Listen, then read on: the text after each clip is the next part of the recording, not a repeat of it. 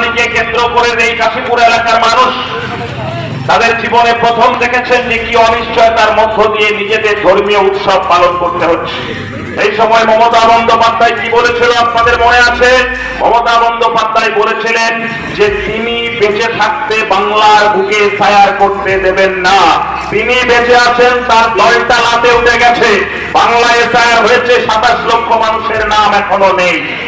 গণতন্ত্রের উৎসবে আমার যেমন একটা ভোটের গুরুত্ব আছে, বাংলার বুকে মমতা বন্দ্যোপাধ্যায়ের ভোটের যেমন একটা ভোটের গুরুত্ব, একই রকম ভাবে সুরেন্দ্রবাবুর ভোটের গুরুত্ব একই, এবং কাশীপুর গ্রামের একজন গরিব মানুষের ভোটারও একই গুরুত্ব।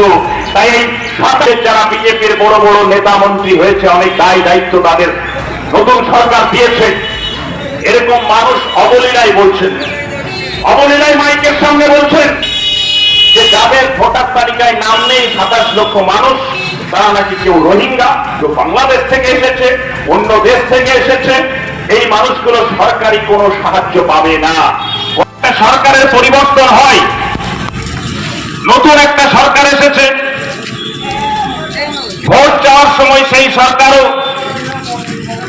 তাদের রাজনৈতিক নেতারা অনেক বড় বড় কথা বলেছিল, অনেক প্রতিশ্রুতি তারা দিয়েছিল। মাত্র 1.5 মাস হয়েছে, এই 1.5 মাসের মধ্যে হয়তো অনেক কিছু বিষয় নিয়ে তাদের সমালোচনা করবার প্রয়োজন আপাতত নেই ঠিকই, কিন্তু আমরা যারা আরএসপির রাজনীতি করি, আমরা যারা বামপন্থী রাজনীতি করি,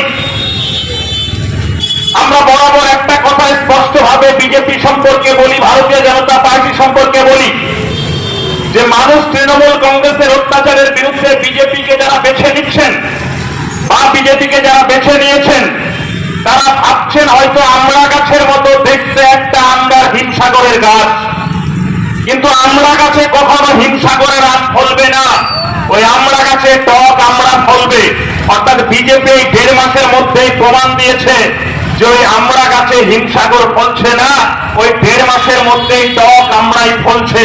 আর এই টকটা এত বিভৎস টক হবে যে সাধারণ মানুষের কাছে ওই আমরা চোষার মতো ক্ষমতা থাকবে না, সেটা 1.5 মাসেই প্রমাণ দিয়েছে।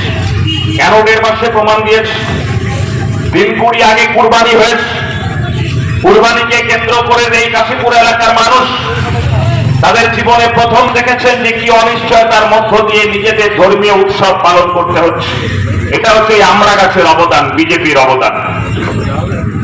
এবং সেই সঙ্গে আমরা স্পষ্ট ভাষায় বলতে চাই, আমাদের দল আরএসপি বলতে চাই, 4 তারিখে নির্বাচন হয়েছে, বিজেপি 207টা আসন 4 তারিখে জিতেছিল, তৃণমূল কংগ্রেসের প্রতীকে 80টা আসন জিতেছে, আমরা বামপন্থীরা একটা মাত্র আসন জিতেছিলাম। অর্থাৎ রাজ্যে শাসক দল বিজেপি, বিরোধী দল তৃণমূল কংগ্রেস। ঠিক সেই জায়গায় দাঁড়িয়ে থেকে এই মুহূর্তে দাঁড়িয়ে সাধারণ মানুষের কতকগুলি জ্বলন্ত সমস্যা সামনে এসে দাঁড়িয়েছে, যে সমস্যাগুলো নিয়ে কথা বলবার দায়িত্ব বাংলার সাধারণ প্রত্যেকটা রাজনৈতিক দলের ছিল। আমরা উপলব্ধি করেছি যে নির্বাচন ঘোষণা হওয়ার আগে আমাদের দেশে প্রায় 8টা রাজ্যে এসআইআর প্রক্রিয়া হয়েছে, এবং পশ্চিমবঙ্গে যখন এসআইআর প্রক্রিয়া চালু হয় অন্যান্য রাজ্যের সঙ্গে, তখন একমাত্র বামপন্থীরা আমাদের দল আরএসপি খুব স্পষ্ট ভাষায় বলেছিল যে যারা মৃত ভোটার তাদেরকে বাদ দিতে হবে, যারা বৈবাহিক সূত্রে এক জায়গা থেকে আরেক জায়গায় চলে গেছে তাদেরকে বাদ দিতে হবে, কোনো আপত্তি নয়। বামপন জমানায় এই কাজ প্রতি বছর হয়েছে, কিন্তু এসআইআর এর নামে একজন সাধারণ নাগরিক যারা ভোটার তাদেরকে বাদ দেওয়ার চক্রান্ত চলবে না। সেই সময় মমতা বন্দ্যোপাধ্যায় কি বলেছিল আপনাদের মনে আছে? মমতা বন্দ্যোপাধ্যায় বলেছিলেন যে তিনি বেঁচে থাকতে বাংলার বুকে ছায়ার করতে দেবেন না। তিনি বেঁচে আছেন, তার দলটা লাতে উঠে গেছে, বাংলায় ছায়ার হয়েছে 27 লক্ষ মানুষের নাম এখনো নেই। সেই সময় অনেক নেতাকে আপনারা বলতে শুনেছেন যে হিয়ারিং এ যাওয়ার দরকার নেই, তারা সব নাকি সামলে দেবে, এত নাকি তাদের ক্ষমতা, এরকম বলে অনেকে হাততালিও কুড়িয়েছিলেন। কিন্তু আজকে যখন মানুষ বিপদে, তাদের মুখে কিন্তু আর সেই কথা যে অপরাধটা করেছিলেন হিয়ারিং এ যাওয়ার দরকার নেই, ওই ত্রিমোহিনীর মোড়ে দাঁড়িয়ে সবাই বলেছিলেন, তারা কিন্তু আজকে আর সেই ভুল যে করেছে সেই ভুলের কিন্তু ক্ষমা স্বীকার তারা কিন্তু করছে না।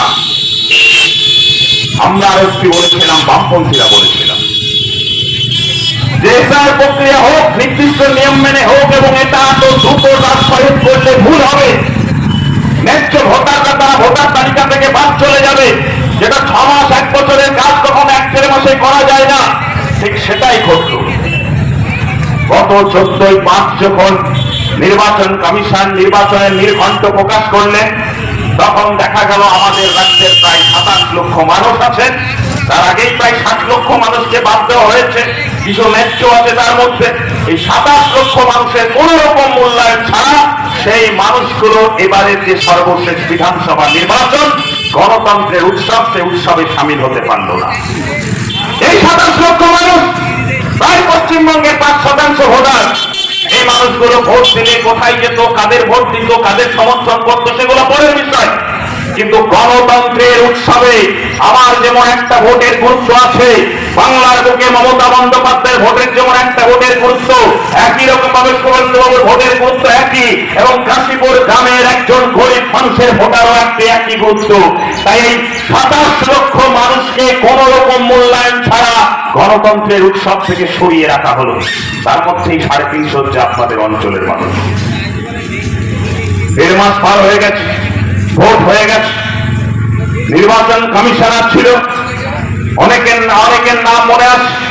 সেই নির্বাচন কমিশনার বড় বড় কথা বলতো সংবাদ মাধ্যমের সামনে, এখন আমাদের সেই বাংলার নির্বাচন কমিশনার হয়ে গেছে, শুভেন্দুবাবুর পাশে বসে আছেন, কিভাবে সরকার চালাবে সেটার পরামর্শ দিচ্ছেন। এখানে বোঝা যায় যে নির্বাচন কমিশন আসলে নির্যাতন কমিশনের নামে, নির্যাতন কমিশনের নামে বাংলার সাধারণ গরিব মানুষের ভোটাধিকার কাটতে চেয়েছিল, কারবার উদ্দেশ্য তাদের ছিল। এখনো 1.5 মাস হয়ে গেলে 27 লক্ষ মানুষের ভোটার লিস্টে নাম তোলবার ক্ষেত্রে কোন রকম হেলদোল নেই। উল্টো দিকে দাঁড়িয়ে আমাদের রাজ্যের যারা বিজেপির বড় বড় নেতা মন্ত্রী হয়েছে, অনেক দায়িত্ব তাদের নতুন সরকার দিয়েছে, এরকম মানুষ অবলীলায় বলছেন, অবলীলায় মাইকের সামনে বলছেন যে যাদের ভোটার তালিকায় নাম নেই 27 লক্ষ মানুষ, তারা নাকি কেউ রোহিঙ্গা, কেউ বাংলাদেশ থেকে এসেছে, অন্য দেশ থেকে এসেছে, এই মানুষগুলো সরকারি কোনো সাহায্য পাবে না, সরকারি কোনো ভাতা তারা পাবে না। কথা খুবই স্পষ্ট, আমরা খুবই স্পষ্ট ভাষায় বলতে চাই যে ভোটার তালিকায় নাম থাকা নাগরিক হওয়ার একই রকম মূল্যায়ন হয় না। ওটা বিজেপির নেতারা জানে না, মানুষকে ভুল বোঝানোর চেষ্টা করছে। আসলে অসহায় গরিব মানুষকে প্রতিদিন অনিশ্চয়তার মধ্য দিয়ে ফেলে দিচ্ছে। তাদেরকে বলা হচ্ছে যে আগামী দিনে তোমার বাড়ির সন্তানটা সরকারি স্কুলে পড়তে পাবে কি পাবে না, সেটার অনিশ্চয়তার সামনে ফেলে দিচ্ছে। আগামী দিনে সরকারি কোনো সাহায্য তারা পাবে কি পাবে না, সে অনিশ্চয়তার মধ্যে ফেলে দিতে চাইছে। সরকারি বিভিন্ন প্রকল্পে তারা সাহায্য পাবে কি পাবে না, সেই অনিশ্চয়তার মধ্যে দিয়ে ফেলে দিতে চাইছে। আসলে মানুষগুলোকে নিজ ভূমে বড়বাসী করবার চক্রান্ত যারা নিচ্ছে, তাদের বিরুদ্ধে সামনের মুখোমুখি লড়াই, এবং তাদের বিরুদ্ধে লড়াইটা লড়তে হলে লাল ঝান্ডা ছাড়া কোনো বিকল্প পথ নেই। কাশীপুরের মাটির অতীত রাজনৈতিক ইতিহাসের কথা বলে, কাশীপুরের লাল ঝান্ডা বলতেই, বামপন্থী বলতেই আরএসপি কে বোঝানো হয়। কাশীপুরের অতীত ইতিহাস হচ্ছে, এখানকার রাজনীতির ইতিহাস হচ্ছে আরএসপির ইতিহাস, কোদাল বেলচার ইতিহাস। তাই কোদাল বেলচে যতক্ষণ আছে, এই 350 মানুষ, অনেকে আপনার বাড়ির ভাই, আপনার চাচা, আপনার মামা, আপনার খালা, এই গোটা পরিবারের একটা অংশকে যারা বাদ দেওয়ার চক্রান্ত করছে, তাদের বিরুদ্ধে করছে উঠতে গেলে আরএসপি কে শক্তিশালী করুন, কোদাল বেলচাকে শক্তিশালী করুন, এটা ছাড়া অন্য পথ নেই।